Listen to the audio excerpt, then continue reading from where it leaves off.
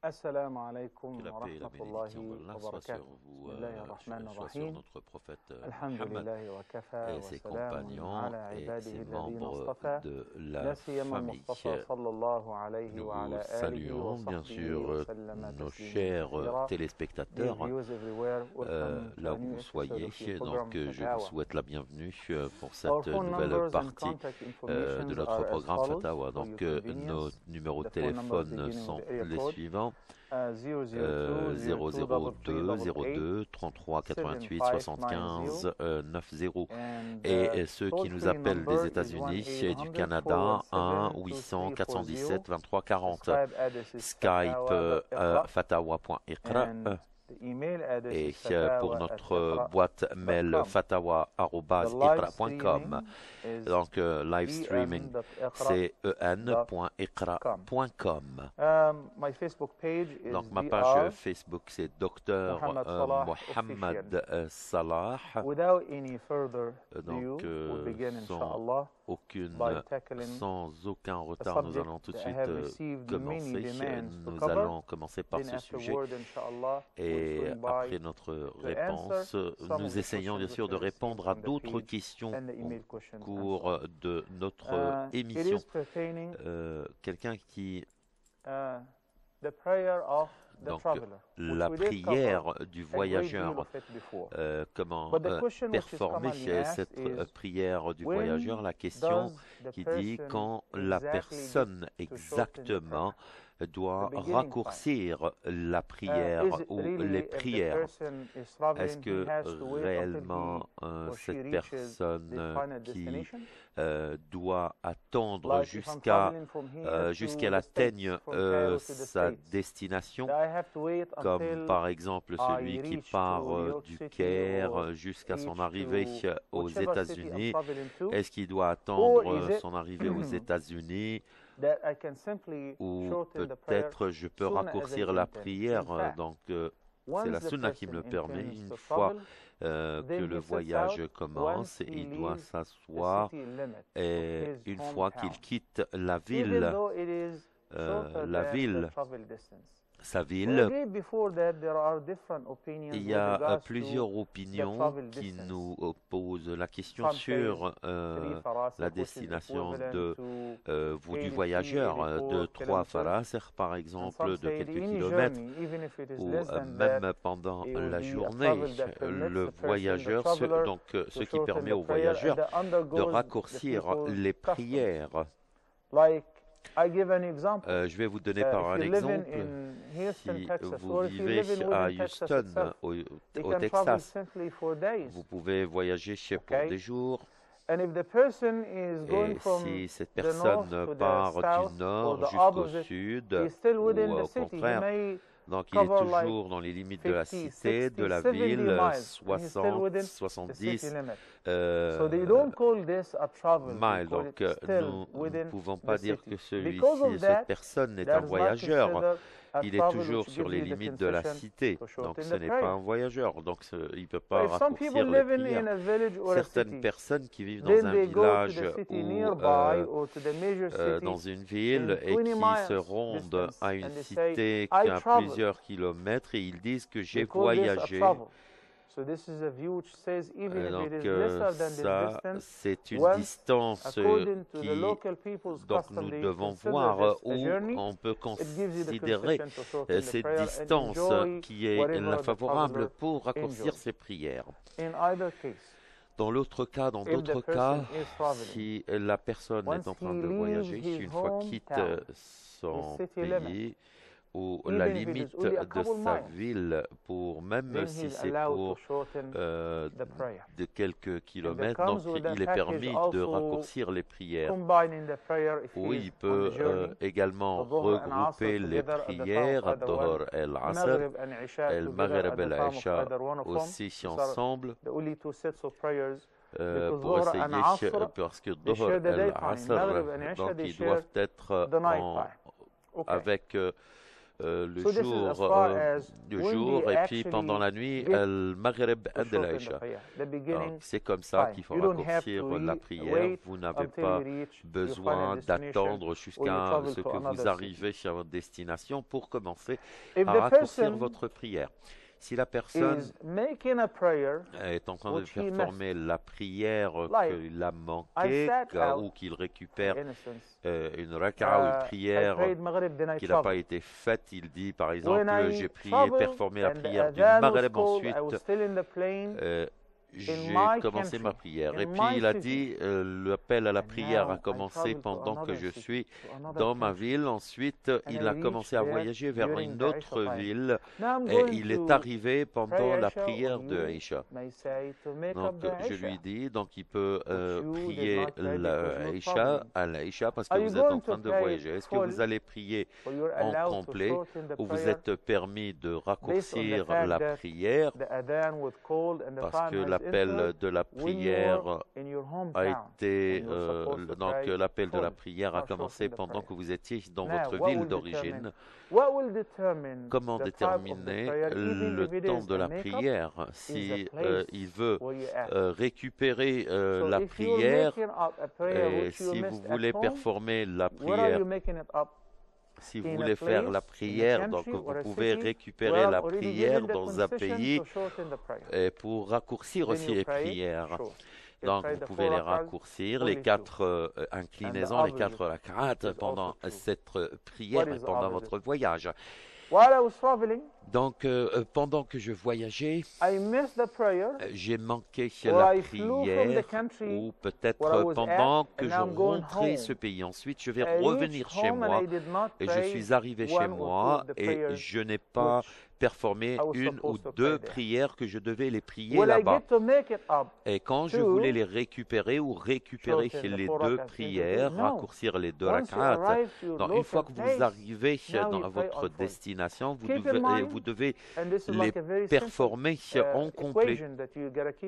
C'est une équation que vous devez la mettre en tête pour n'importe quelle question qui traite cette question. Numéro 1, la location ne vous permet pas de raccourcir les prières. Vous êtes permis de regrouper les prières, comme dans le cas de pluie diluvienne ou n'importe quelle circonstance qui vous dictera directement comment regrouper les prières. Il y a des raisons. Donc peut-être que vous pouvez les regrouper pendant des pluies diluviennes, pendant certaines circonstances ou pendant des circonstances météorologiques sinueuses. Donc je peux également regrouper la prière pendant le Maghreb avec le Aïcha, même si c'était en retard. Donc il y a également quand nous sommes là où nous sommes résidents, vous n'êtes pas permis de raccourcir les prières. Chaque prière que vous êtes en train de récupérer pendant votre résidence, surtout les prières que vous avez manquées pendant votre voyage, et également pendant votre voyage que vous devez récupérer les prières chez vous, vous pouvez les raccourcir ici, car c'est les circonstances qui vous dictent si vous devez raccourcir ou regrouper les prières.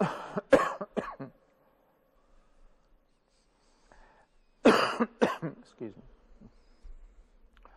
If the person si la personne got stuck somewhere, what does it mean if the person got stuck? Si une personne a été directement bloquée dans un endroit, a été bloquée dans un endroit, à l'aéroport pour des jours, par exemple. C'est un exemple. Donc, nous sommes en train de parler du temps qu'il a passé dans cet aéroport ou dans cet endroit, 4 jours. Si vous avez décidé de rester dans cet endroit plus de 4 jours, donc vous devez performer vos prières en complet. Donc si vous êtes en train de planifier de quitter et ensuite vous êtes coincé ou bloqué dans un endroit, la personne qui a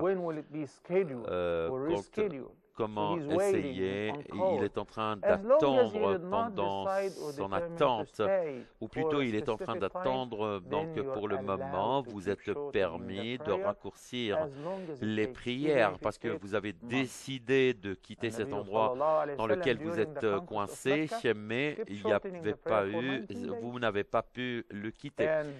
Donc, et pendant la bataille de Tabouk, il est resté dans la vallée de Tabouk pour à peu près 20 jours et il raccourcissait les prières car il ne savait pas quand est-ce qu'il quittait cet endroit. Donc il n'y avait pas de jour fixe qu'il fallait quitter cet endroit. Donc moi peut-être j'ai programmé d'arranger mon voyage pour dans 3 jours et je me vois coincé pour quelques jours. Je dois dans ce cas raccourcir mes prières. Et une question très importante aussi, quand nous sommes à l'aéroport, quand quelqu'un qui quitte la prière et quelqu'un qui suit cette personne et commence à regarder à gauche et à droite, si l'imam est un voyageur ou quelqu'un dont on ne sait pas. Donc, je dois formuler mon intention. Si c'est un local, comme un voyageur, je dois le suivre l'imam. Donc, ce n'est pas parce que je dois récupérer les jours, parce que je dois suivre l'imam en n'importe quelle condition. Si l'imam, il a commencé la prière, est un local, est un résident, il doit prier 2 rak'at au lieu de 4. Donc, il dit par exemple qu'il est en train de prier le Isha. Il a commencé à entrer, ensuite il a vu l'imam a fini la première raka, ensuite il commence la deuxième raka. Donc, il ne sait pas si c'est la troisième ou la quatrième. Certaines personnes, ils disent, bien, moi j'ai fini, je vais prier, raccourcir ma prière. Et si je suis l'imam, et après l'imam, il dit taslim, mais vous devez prier toutes les inclinaisons. Donc, l'imam est quelqu'un que vous devez suivre. Si l'imam qu'il a été destiné ou qu'il a été choisi pour que vous le suiviez. Donc, nous devons suivre l'imam. Et quand il entre la mosquée, et vous ne savez pas si l'imam est un local, est un résident ou quelqu'un qui vient de l'extérieur, comment vous pouvez formuler votre intention? Donc, je pense que j'ai répondu à quelques questions sur ce sujet, sur l'intention et ce que je dois dire. Donc, je dis, Nawaitu, j'ai l'intention de prier les 2 rak'ah, ou al-asr, al-dhuhr, donc non. Donc, an-niyya, l'intention, ça vient directement, c'est dans le cœur. Sans l'intention, c'est dans le cœur. Et Dieu, exalté soit-il, gloire à lui, a dit, il regarde vos cœurs et il sait très bien ce qui est à l'intérieur. Donc, une fois que la prière, puisque la prière est pour Dieu, exclusivement pour lui, donc, et que ça lui appartient à la prière, ça lui appartient, donc vous n'avez pas besoin de lui dire si votre intention de prier Ad-Dhuhr, Al-Asr ou l'Isha, parce qu'il sait très bien ce que vous comptez prier, mais seulement l'intention. Donc, personne, le prophète, c'est quelque chose que les gens le font traditionnellement.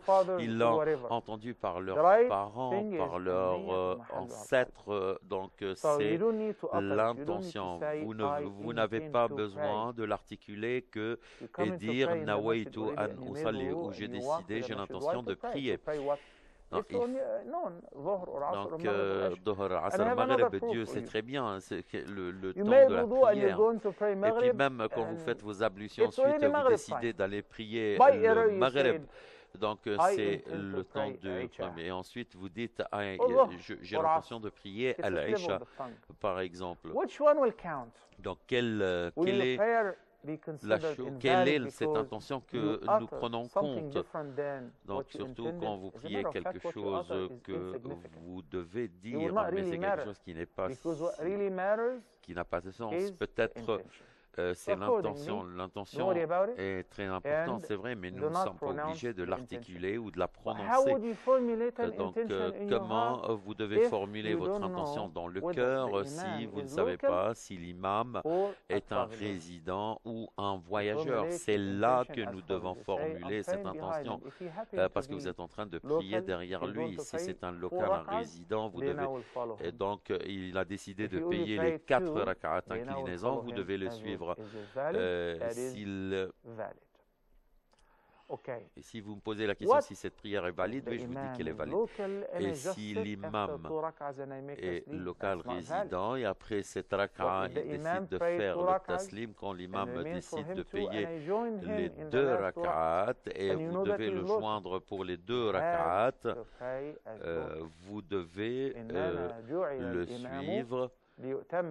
Parce que nous devons suivre, il a été désigné pour être suivi. L'imam a été désigné pour être suivi et afin de prier derrière lui.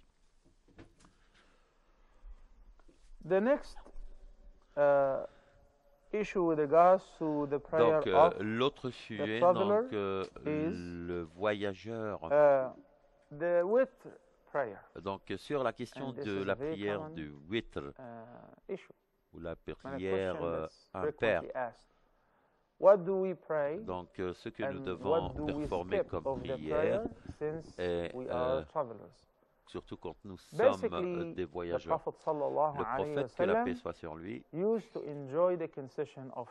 donc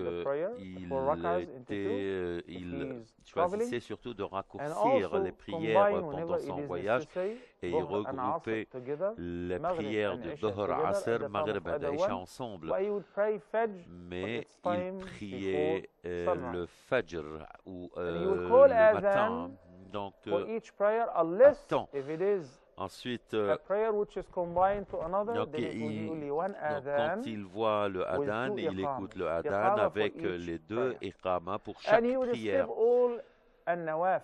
Donc, toutes les surérogatoires, les prières surérogatoires, il ne les priait pas. Donc, le prophète, que la paix soit sur lui, pendant son voyage, il avait l'habitude, comme nous le savons tous, de payer toutes les prières surérogatoires, que ce soit avant ou après chaque prière obligatoire, à part une seule sunna. Pendant son voyage, surtout pendant qui raccourcissait les prières. Et il y avait un hadith du prophète, que la paix soit sur lui, il dit que les 2 inclinaisons de l'aube sont mieux que toute la vie. Les prières de l'aube ou avant l'aube, c'est quelque chose qui est très recommandé pour chaque musulman. Ce sont des prières qui sont comptées et qui sont très favorisées pour les musulmans. Donc, offrir ces 2 ou performer ces 2 rak'at pour Dieu, c'est les meilleurs pour Dieu. Et qui sont mieux que le luxe de ce monde en entier. Et c'est le vertu de donner, de performer ces 2 rak'at avant l'aube, surtout quand vous le priez pendant le voyage. Quand vous êtes en voyage, vous devez, avec quelqu'un, donc vous devez le prier ensemble. Donc c'est quelque chose, vous voyez, vous êtes récompensé de prier en congrégation plus de 27, vous êtes récompensé 27 fois plus que la prière normale. Et surtout pendant le voyage, donc une raka'a, une inclinaison. Ensuite, ceci sera idéal si la personne prie un nafil surérogatoire avant cette prière. Le witr, ou la prière impaire, c'est une chose, c'est une pratique chez le prophète et qu'il observait pendant son voyage. L'imam Ahmad ibn Hanbal, que Dieu l'agrée, donc c'était celui qui ne manquait les prières du witr, c'est quelqu'un qui manquait ses prières de witr ou ses prières d'impair. C'est quelqu'un qui n'est pas aimé par Dieu, mais car c'est une prière très spéciale. Mon meilleur compagnon m'a recommandé de faire 3 choses. C'est de prier les 2 rak'at de Duha, dans le mois lunaire, de payer les 3 rak'at du mois lunaire et de prier le witr avant d'aller me coucher. Donc, il planifiait de se réveiller et de prier Al-Fajr. C'est bien aussi, c'est recommandé de prier le witr avant Al-Fajr, avant la prière du Fajr, c'est pour clore la nuit. Et aussi, c'est bien de les prier Al-Witr avant d'aller vous coucher. Donc, comme il a dit, Dieu a dit, Al-Witr, il aime Al-Witr. Surtout quand vous payez les 3, 5, donc c'est des nuits, c'est des prières impaires. Donc, avec les 2 rak'at avant le Fajr, la personne doit prier le restant des surérogatoires, des prières surérogatoires, comme Ad-Duha. Et s'il entre la mosquée, il doit prier la salutation pour la mosquée. Ensuite, si vous voulez consulter Dieu, vous devez prier également l'istikhara aussi. Et la prière de la nuit. Et surtout si la personne est en train de voyager, il est permis de prier la nuit. Et il y avait ici un hadith, que la paix soit sur lui, il a dit que Dieu, quelqu'un qui rejoint les autres qui voyageaient tous ensemble, qui étaient très fatigués, et ensuite ils sont partis dormir. Et ensuite, il s'est réveillé pour aller prier. Donc, c'est une personne que Dieu recommande à ce que les gens se réveillent et prient. Ces prières tardives ou ces prières impaires ou les prières de Tahajjud. Nous allons prendre une pause. Restez avec nous, chers téléspectateurs.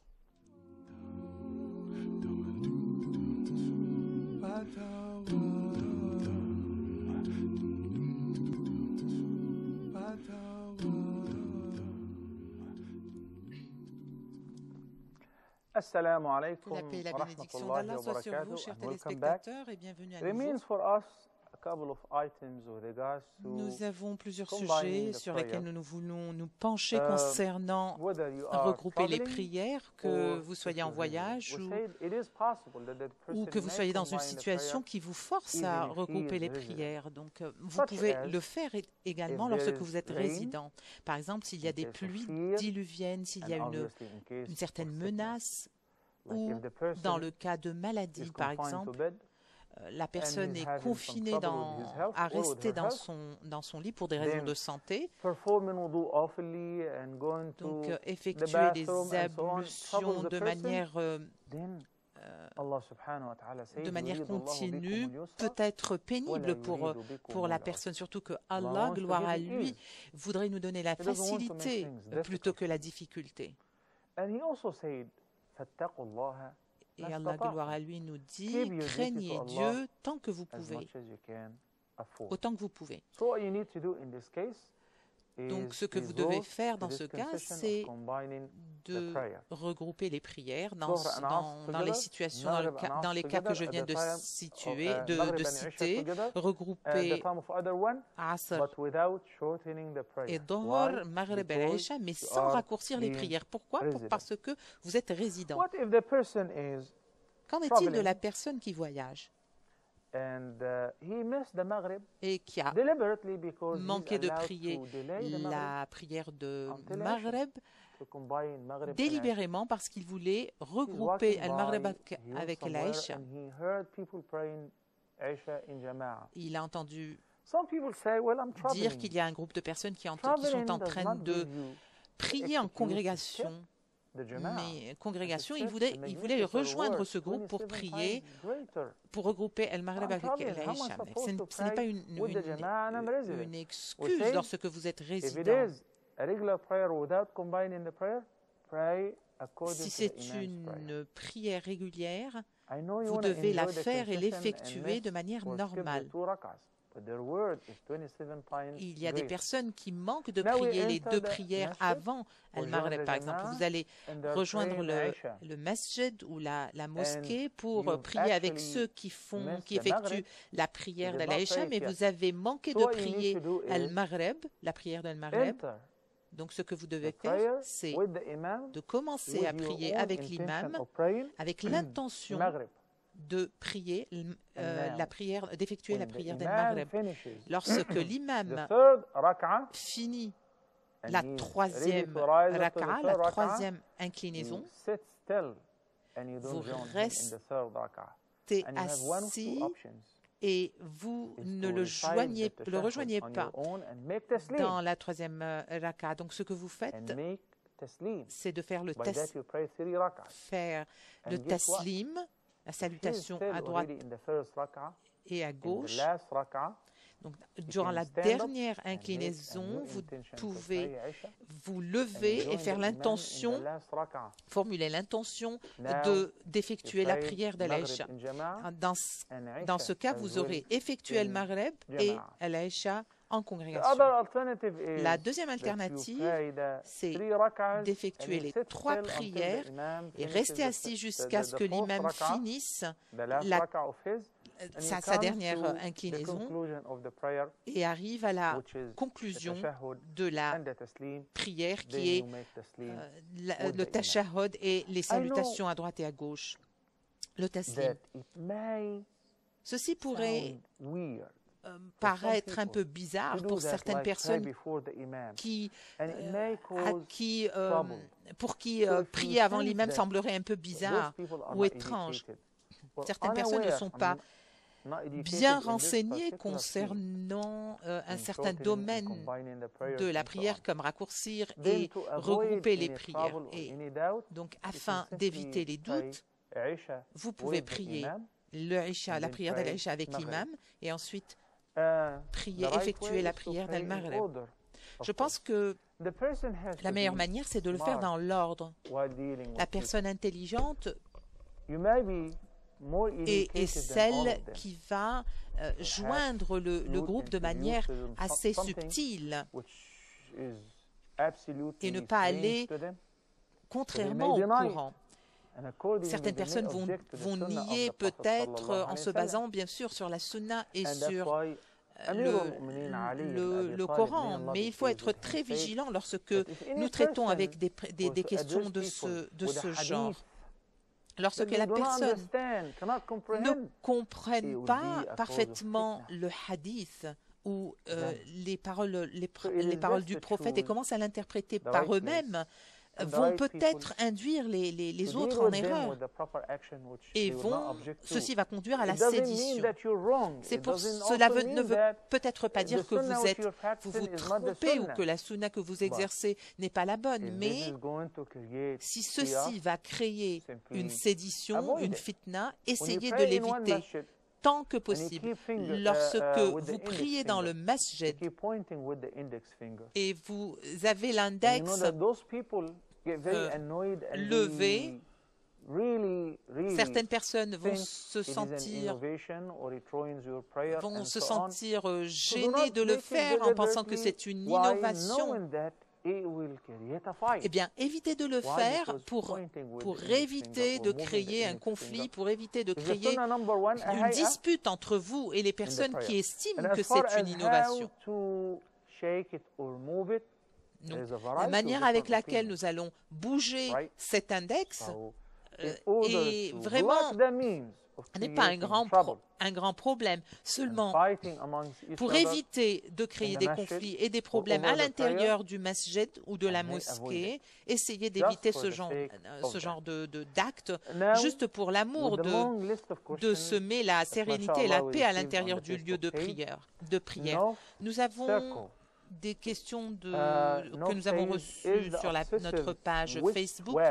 Nof nous dit, est-ce que les chuchotements ou les murmures d'une personne dans l'oreille de son frère ou de sa sœur, quelque chose de néfaste, ces comportements obsessionnels sont effectivement une maladie.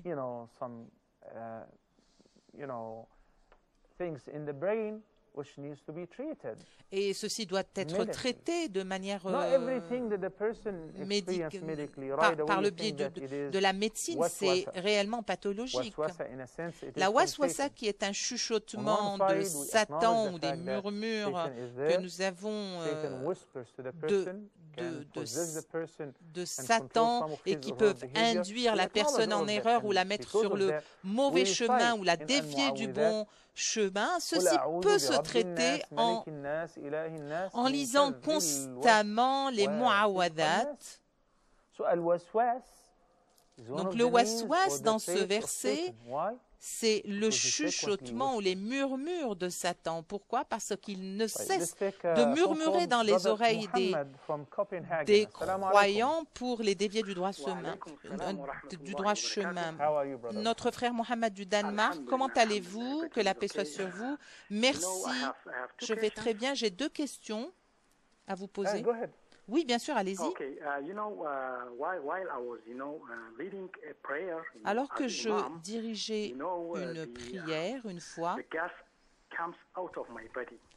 vous savez que j'ai il y a des personnes qui ont un problème de gaz qui émane de leur corps. J'étais vraiment un peu perturbée quant à la manière de continuer à prier ou pas. Donc je voulais vraiment savoir comment faire si cette question, ce problème se répétait à l'avenir. Au Danemark, parfois, il y a des gens qui prient la sunna, par exemple, ils effectuent cette prière 4 fois. Et très souvent, lorsque j'effectue la sunna, je prie 2 par 2. Je fais 2 rak'at par 2 rak'at. Je voudrais savoir si c'est acceptable ou pas, si c'est permis de le faire ainsi ou pas. Merci et que Dieu vous récompense, mon cher. Merci infiniment. Merci Mohamed du Danemark. Concernant la question qui vient d'être posée, je me souviens des hadiths qui ont été collectés par Al-Bukhari. Une personne qui s'est plainte auprès du prophète, que la paix soit sur lui, que parfois il y a des personnes qui ont des problèmes à l'estomac et ces problèmes apparaissent pendant qu'il prie. Et le prophète leur a recommandé de ne pas abandonner la prière jusqu'à ce qu'ils sentent quelque chose ou jusqu'à ce qu'il y a une odeur qui émane des gaz qu'ils ont laissé sortir. Donc, le prophète, que la paix soit sur lui, a dit, s'il n'y a pas d'odeur ou s'il n'y a pas de bruit qui sort, ceci n'affecte pas la validité de la prière. Mais dans le cas contraire, il est appelé à mettre fin à la prière et de répéter ses ablutions.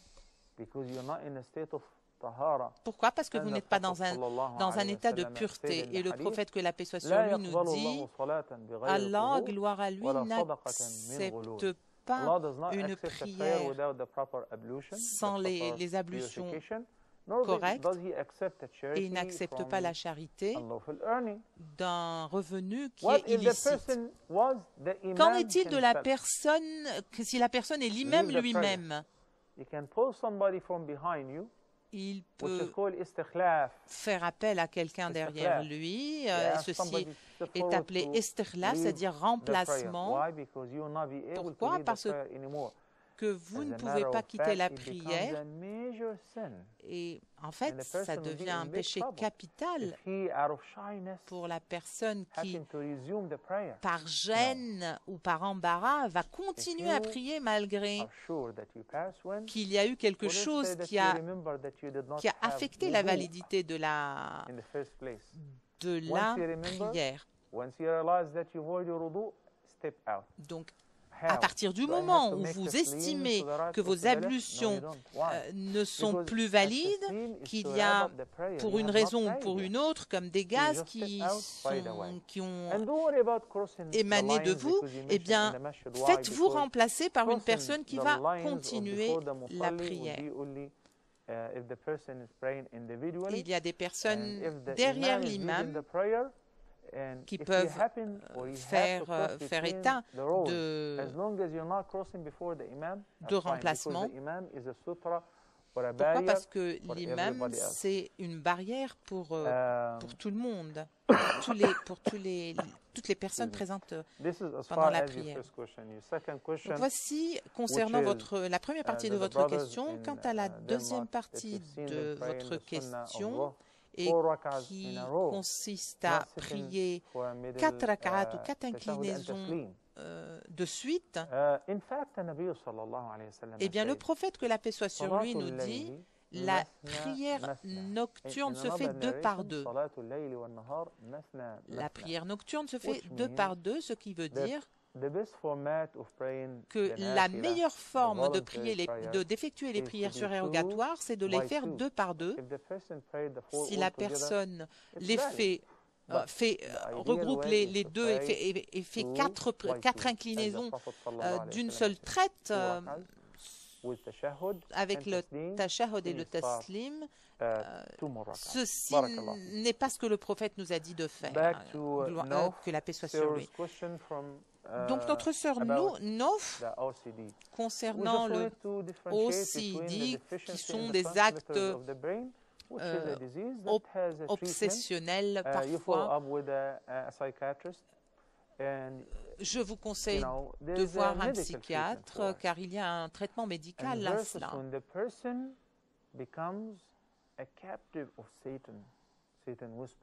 Et bien sûr, je ne parle pas du cas où la personne devient captive de Satan, par exemple, qui vous rend visite au milieu de la prière. Et je me souviens d'un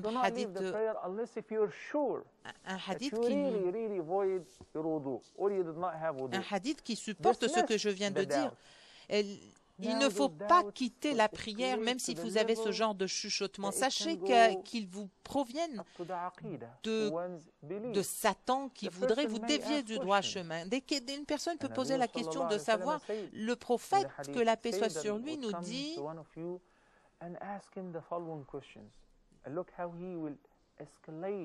regardez, si la personne vient vous poser la question, comment est-ce que le ton va escalader afin de dévier la personne du droit chemin. Et il va vous poser la question de savoir qui a créé cet univers. Et la réponse immédiate que vous allez avoir, c'est Allah, gloire à lui.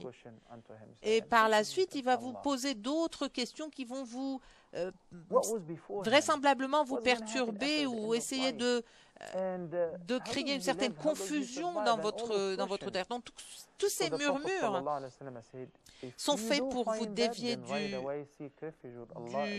du droit chemin. Si vous trouvez ou vous estimez que cette personne essaye de faire ceci avec vous, essayez de demander pardon et de demander refuge auprès d'Allah afin qu'il vous remette sur sa voie et sur son sentier.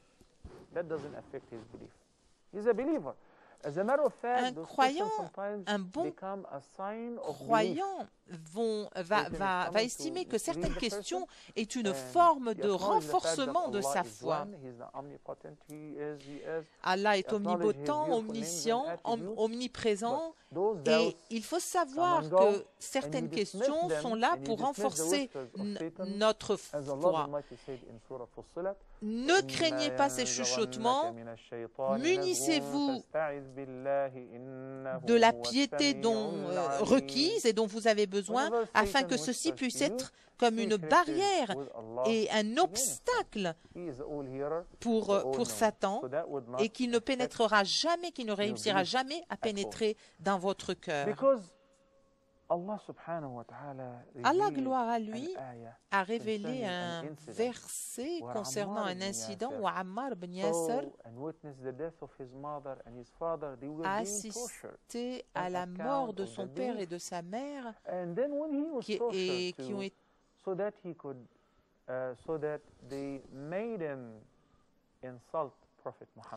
qui ont été torturés après leur mort. Pourquoi? Parce qu'ils lui ont demandé d'insulter le prophète, que la paix soit sur lui. Il est venu en courant voir le prophète, que la paix soit sur lui, et il lui a dit, j'ai insulté, je me suis dévié du droit chemin, je n'ai plus la piété et la foi en Dieu que j'avais dans mon cœur comme avant.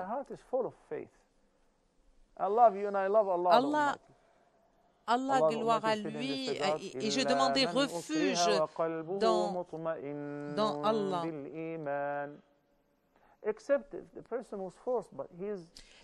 Cette personne a été forcée de faire ce qu'elle a fait. Mais ceci n'empêche qu'elle avait une grande foi en Dieu. Elle n'a pas propagé, elle n'a pas essayé de disséminer cette mécréance, comme certains le font.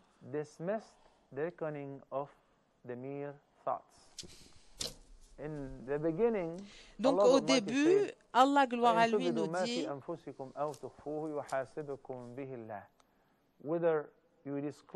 si vous révélez ou vous cachez ce que vous avez dans le cœur, Allah le sait, et Allah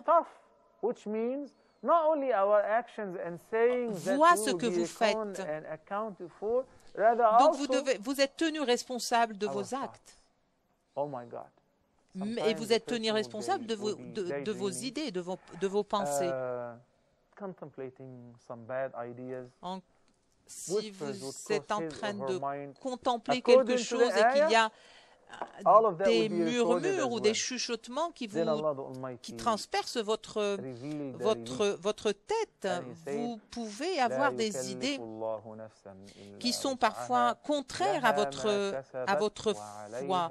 Mais à partir du moment où vous ne propagez pas et disséminez pas ces idées, il n'y a pas de gêne, étant donné que Allah est tolérant. Allah, gloire à lui, sait très bien que nous ne sommes pas des personnes infaillibles. C'est l'acte. Vous êtes responsable de vos actes et non pas de vos pensées. Nous allons prendre une pause et revenir. Restez avec nous.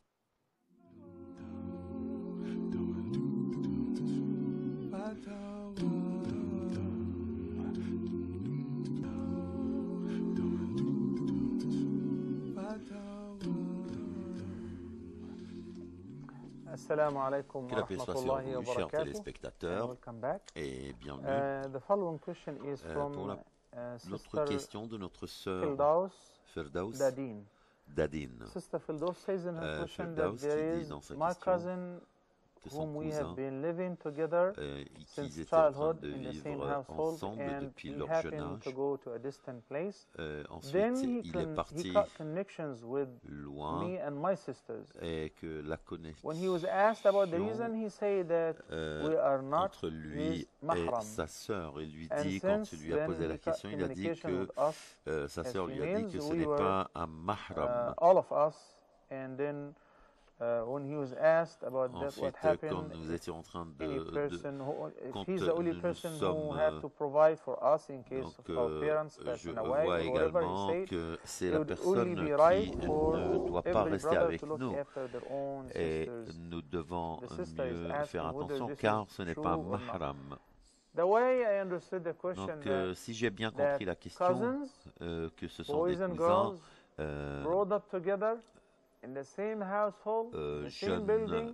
jeune homme et jeune fille qui vivaient ensemble, donc ils étaient ensemble. Est-ce qu'ils sont des frères comme des frères et des sœurs? Mais après cela, ces personnes ont changé et qui ne sont pas traités comme ils étaient, comme des cousins. Quand ils lui ont dit que vous n'étiez pas mahram. Qu'est-ce que ça veut dire mahram? Donc ils ne peuvent plus vivre ensemble. Mahram, c'est une personne que vous ne devez pas être avec lui seul pour de bon. Donc quelqu'un avec lequel elle ne peut pas épouser, qui est comme un frère, un père ou un frère. Mais c'est permis à ce qu'elle épouse un cousin, même s'ils ont vécu tous ensemble ou qu'ils ont été tous ensemble. Et si c'est permis d'épouser son cousin, donc est-ce que c'est permissible? Oui, bien sûr, en islam, dans le christianisme, dans le judaïsme, c'est quelque chose qui est permissible. Donc personne ne vous oblige d'épouser, même dans l'islam, qui peut vous obliger d'épouser quelqu'un d'autre. Donc c'est quelque chose, c'est sharia, la constitution islamique, si c'est permis pour une personne d'épouser son cousin. Oui, bien sûr, c'est permissible. Il ne peut pas être un mahram pour vous, donc c'est permis d'épouser cette personne. C'est un cousin. Dans le verset de 24, dans le chapitre des femmes, qui est relié de toutes ces lois de la charia et qui parle du mahram. Et même si entre l'homme et la femme, les hommes et la femme qui sont mariés, et nous savons très bien, et qui parlent également des personnes avec lesquelles nous ne sommes pas permis d'être avec eux, de les épouser, que ce soit des mères, des sœurs. Nous avons ce verset, c'est dans ce chapitre coranique, et beaucoup d'autres personnes confusent entre ce qui concerne la culture et ce qui sont les lois islamiques, par exemple, comme une personne qui est considérée comme ma sœur qui a été élevée avec moi, donc elle est considérée comme mahram pour moi. Non, bien sûr que non. Ou ce n'est pas permissible d'épouser une sœur. À part, je ne sais pas s'il y a dans les autres shara'a, mais dans l'islam, ce n'est pas permis d'épouser sa sœur. Nous savons très bien, donc son frère est considéré comme mahram avec elle. Donc avec sa sœur, donc si même, nous savons très bien que même si vous étiez en train de vivre ensemble, c'est permis de l'épouser. Uthman ibn Affan a parlé d'Adun-Nourayn, les deux lumières. Pourquoi? Initialement, il était marié à Ruqayya, c'est la fille du prophète, que la paix soit sur lui. Et puis le prophète, que la paix soit sur lui, il lui a donné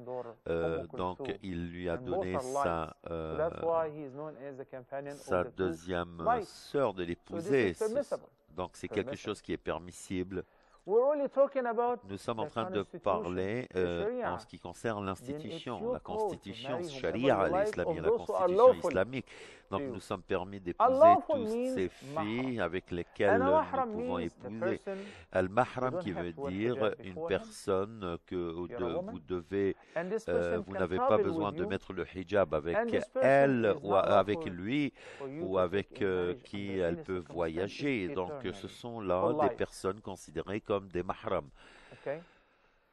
Quand nous examinons ce verset coranique, le chapitre 24, ensuite, nous pouvons basé sur le verset ou le chapitre de Nour, donc vous devez dire aux musulmanes, aux croyantes. Donc ici, il commençait à donner des règles à toutes ces maharem afin qu'elles ne doivent pas montrer leur parure à quelqu'un, que ce soit qu'il est loin de leur mari, de leurs enfants. Les femmes doivent couvrir leur beauté, sauf pour leur mari, leur père, donc les pères de leur mari, les fils, leur oncle, paternel, maternel, et ensuite pour leurs nièces, ou même pour leurs cousins. Donc, ils sont permis d'épouser, pour elles, c'est permis d'épouser leurs cousins. Donc, ce n'est pas un mahram, il ne peut pas être considéré comme un mahram. Une sœur qui a été élevée avec quelqu'un, qui ont grandi ensemble, je comprends très bien que vous avez grandi ensemble, donc, mais ce n'est pas mahram. Vous n'êtes pas permis de voyager avec elle tout seul. Elle doit mettre le hijab quand tu es présent.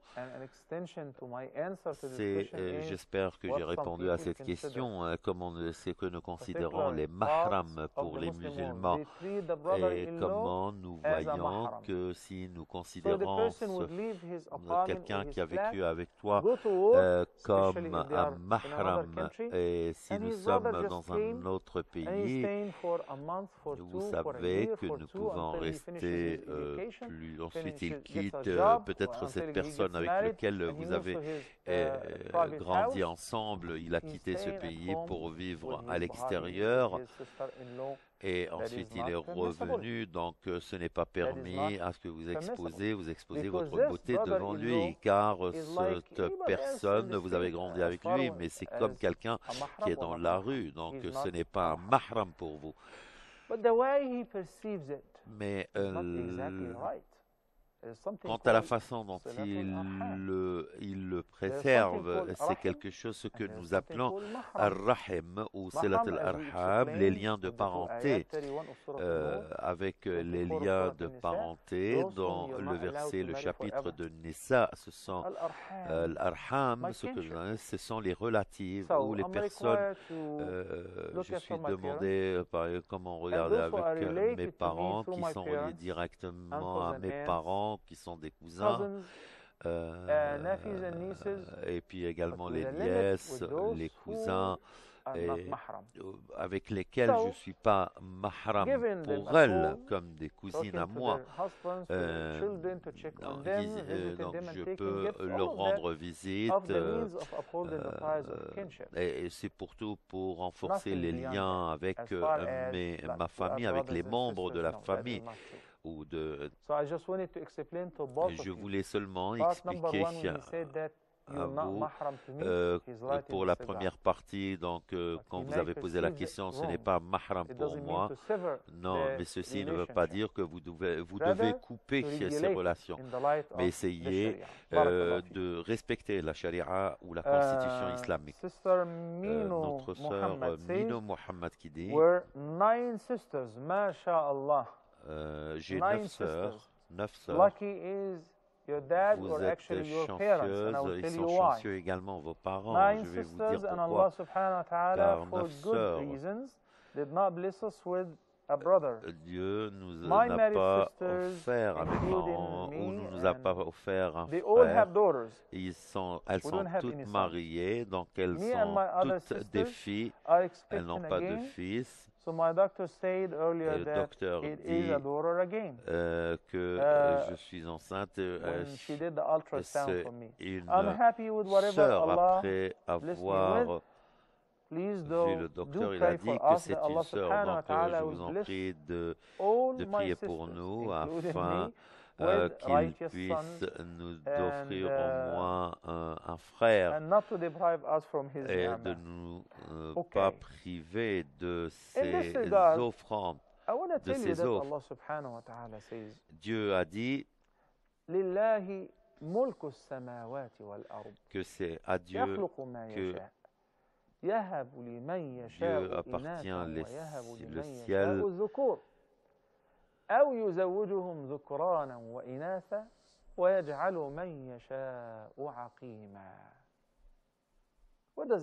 Ce qui veut dire ici que les paradis sur terre, tout appartient à Dieu. Il a créé les vies et il donne, il donne à tout ce qu'il veut des filles. C'est la même chose pour votre cas. Et pour les autres également, les enfants,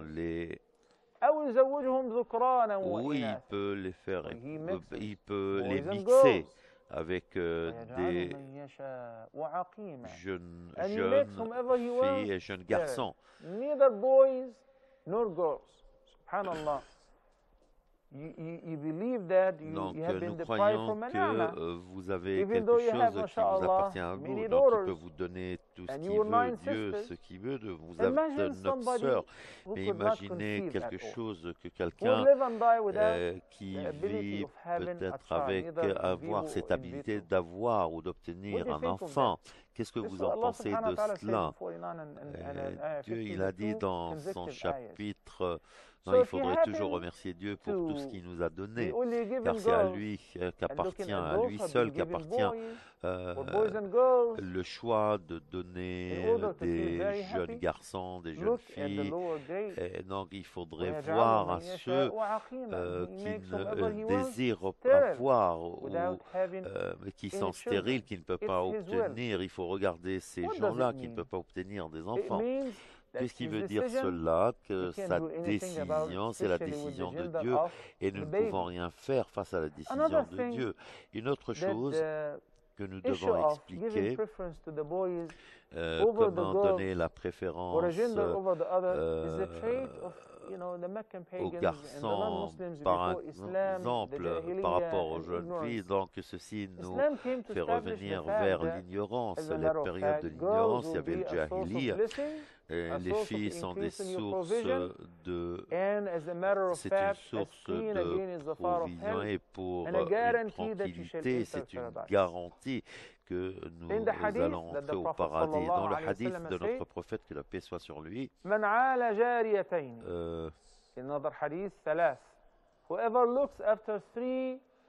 celui qui cherche après 2 ou 3 filles. Et les compagnons disent, si vous demandez une seule, et si Dieu vous a mis en charge comme étant un père, un frère, un oncle, donc surtout de voir ou de prendre la charge de 3 filles, jeunes filles, 3. Donc il y aura une protection pour vous contre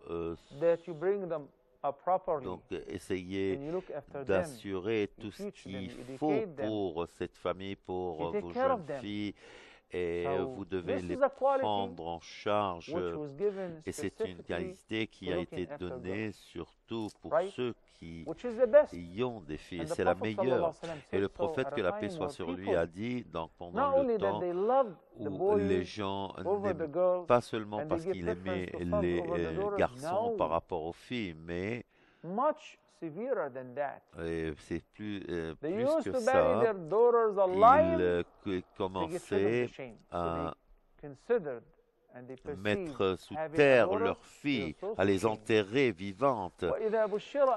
Et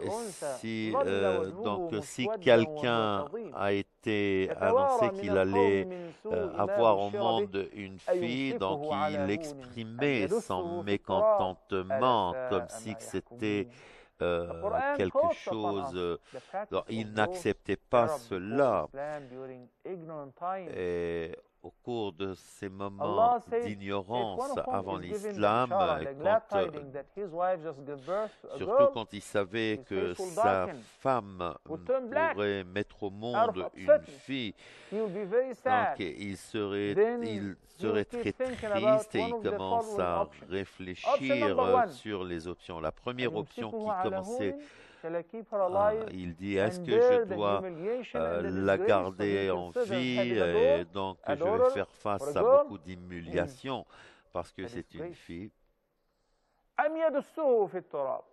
ou peut-être l'enterrer directement. C'est ce qu'il commençait, c'est comme ça qu'il commençait à réfléchir comment à l'enterrer en vie. Et c'est pour cela que Dieu, dans le Coran, il a dit que le jour du jugement, Dieu va poser la question à ceux-là qui ont commencé à enterrer leurs filles, pourquoi ils les ont tuées.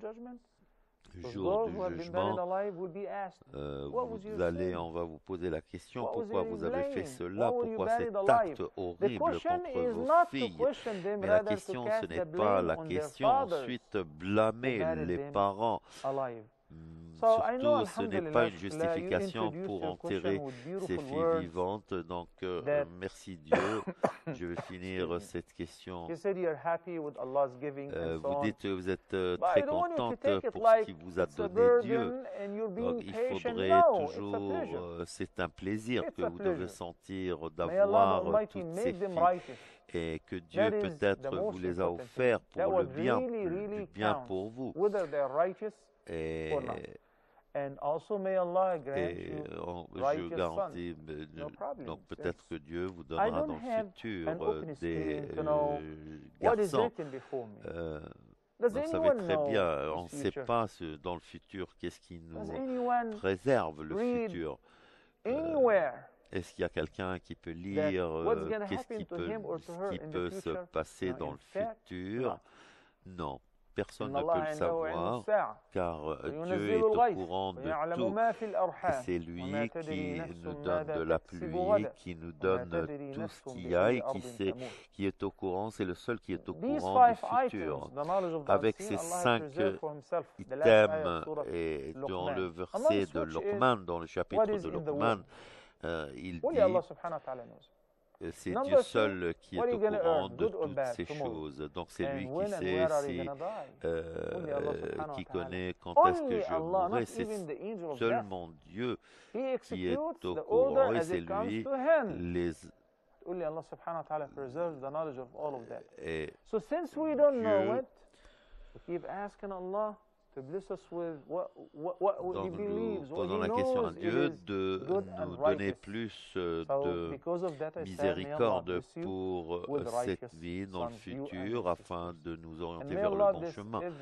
Et nous demandons à ce que Dieu, bien sûr, nous demandons à Dieu qu'il puisse donner à ces gens tout ce qu'ils désirent. Et c'est la meilleure invocation que je puisse faire, la meilleure invocation que beaucoup peuvent le faire pour ces gens, et surtout pour ceux qui craignent Dieu et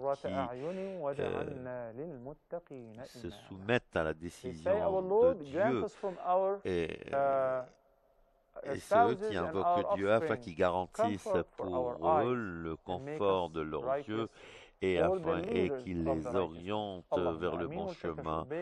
Donc une petite pause, ensuite de retour à vous, restez avec nous.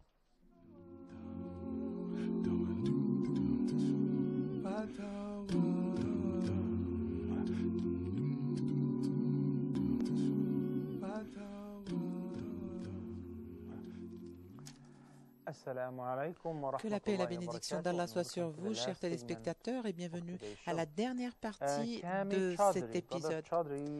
Notre frère Chaudhry nous dit dans sa question: j'ai prononcé le divorce 3 fois envers ma femme et elle m'a giflé. Je lui ai rendu la gifle sous l'effet de la colère, donc je suis perturbée et je demande votre aide. Tout d'abord, sachez que en ce qui concerne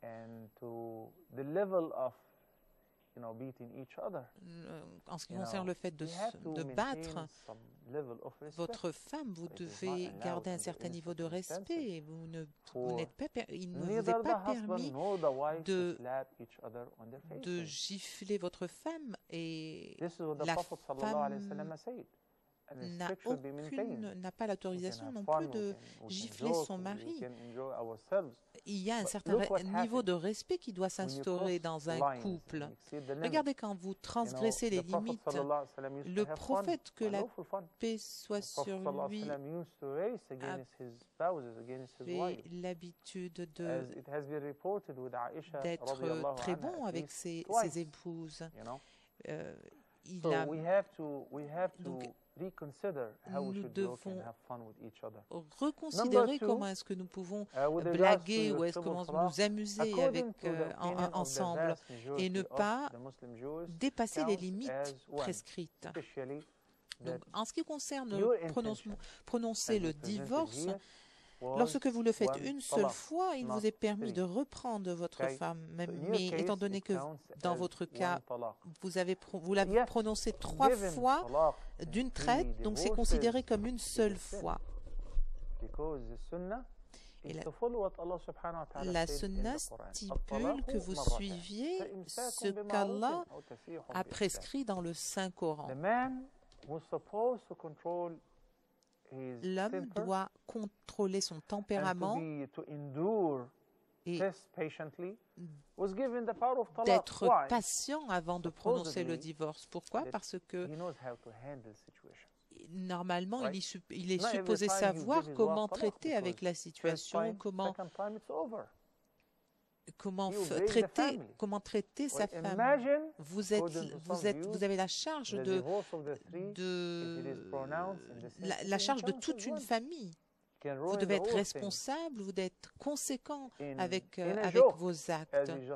Donc si vous le faites comme une blague et que ceci va transgresser les limites prescrites, eh bien, ceci pourrait être néfaste. Étant donné que vous l'avez prononcé une seule fois, vous êtes donc supposé savoir que ça compte comme une seule fois. Notre frère Sartaj, Adim Sartaj, je ne sais pas s'il s'agit d'un homme ou d'une femme, il dit: je pense qu'une partie de mon travail, du travail que j'exerce, consiste à traiter avec des intérêts usuraires. Je traite avec des intérêts usuraires, malheureusement, dans mon travail. C'est mon travail qui me force à le faire. Est-ce qu'il m'est permis ou est-ce qu'il est illicite pour moi de poursuivre, de continuer à exercer ce travail? Si vous êtes en train d'effectuer des transactions qui traitent avec des intérêts usuraires, que ce soit une compagnie de comptabilité ou autre, le prophète, que la paix et la bénédiction d'Allah soient sur lui, nous dit: Allah, gloire à lui, maudit les intérêts usuraires, l'usure. Ceux qui mangent de l'argent usuraire et ceux qui témoignent de ce revenu ou de cet argent usuraire et la personne qui paye ces intérêts usuraires, ainsi que la personne qui va écrire ou qui va être témoin de la conclusion du contrat, et les témoins qui peut-être ne contribuent pas directement, mais en tout cas cela n'empêche que ces personnes témoignent de ce contrat qui est basé sur de l'argent usuraire. Toutes ces personnes rassemblées sont maudites, comme nous le dit le hadith. Et le verset coranique nous dit: ô vous qui croyez, craignez Dieu et laissez et abandonnez ce qui reste de l'argent, de l'usure.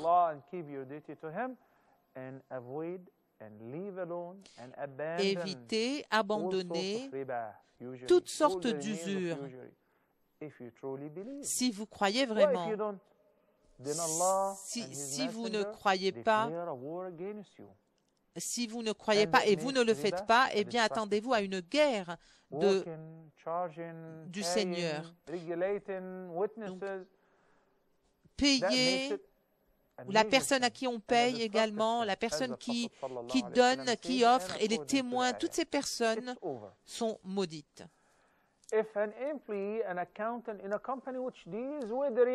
Si un employé traite avec l'usure au sein de cette compagnie,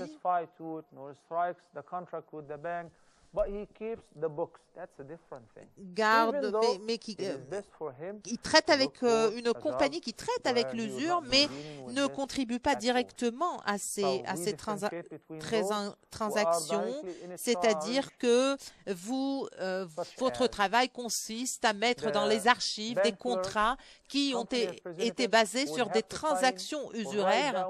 Ceci est une question complètement différente. Si vous n'avez pas négocié ces contrats, si vous n'avez pas témoigné de ces contrats, c'est autre chose. Vous êtes là pour garder certaines archives, faire état de ce qui a été conclu comme contrat. Bien sûr, c'est beaucoup plus léger que de contribuer directement au contrat conclu. Je vous conseille d'aller à la recherche d'un autre emploi, bien sûr, mais c'est beaucoup moins grave que de contribuer directement à cette transaction. Notre frère Abdelaziz, cette question a été traitée plusieurs fois en ce qui concerne le marketing du réseau, du networking. Eh bien, je vous ai déjà dit que c'est prohibé. Pourquoi? Parce que ça contient plusieurs éléments déceptifs. Les gens ne savent pas exactement d'où provient l'argent de ces actions. Des personnes qui vont recruter, qui vont faire appel à des agents intermédiaires pour conclure ce genre de transactions. Parfois, des gens font appel à moi pour l'achat de certaines commodités, mais je ne sais pas, je n'ai aucune idée d'où provient cet argent, quelle est la source. Est-ce que la source de cet argent est licite ou illicite? Qu'est-ce que nous vendons exactement? Ces actions que nous sommes en train de vendre, est-ce qu'elles ont une base licite ou illicite? Des gens qui bénéficient de telle ou telle chose et qui ne savent pas quelle est la source, de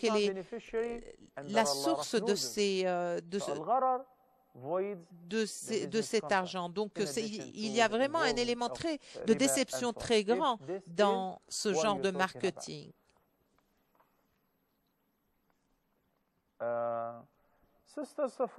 Notre sœur Safoura Othman nous dit: mon mari a pris une seconde femme. J'ai une fille de 16 ans avec moi. Est-ce qu'elle peut continuer à vivre avec moi et obliger le père à payer une pension alimentaire parce qu'elle ne désire pas vivre avec la seconde femme qu'il a prise?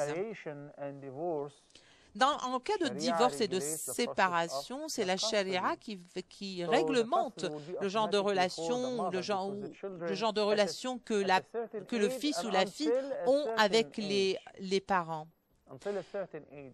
Jusqu'à un certain âge, il y a plusieurs opinions concernant l'âge, bien sûr, mais en ce qui concerne votre fille qui a 16 ans, elle a certainement atteint l'âge de puberté.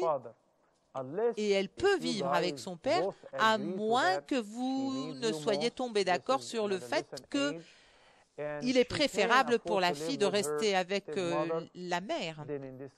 Donc, dans ce cas-là, la situation est réglée. Et mon conseil, le conseil que je donne très souvent dans ce genre de cas, c'est que les enfants ne doivent pas être forcés à vivre avec l'un ou l'autre des parents, des deux parents.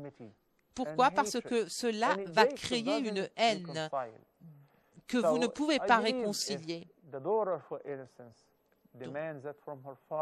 Si la fille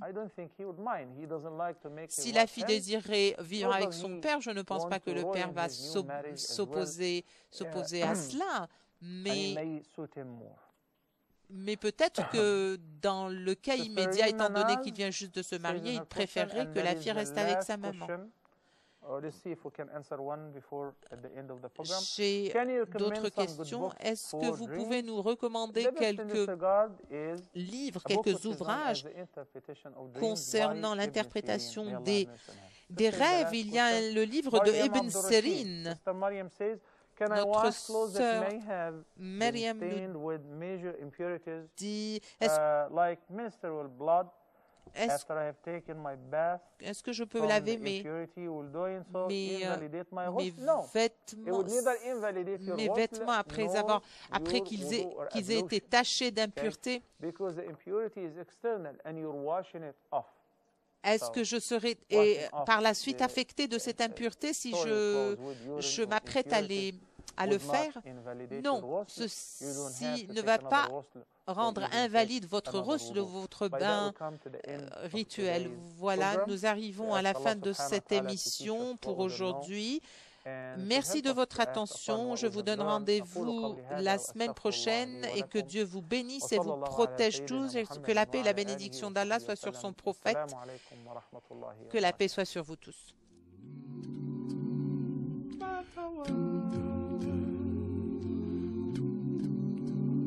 Fatawa.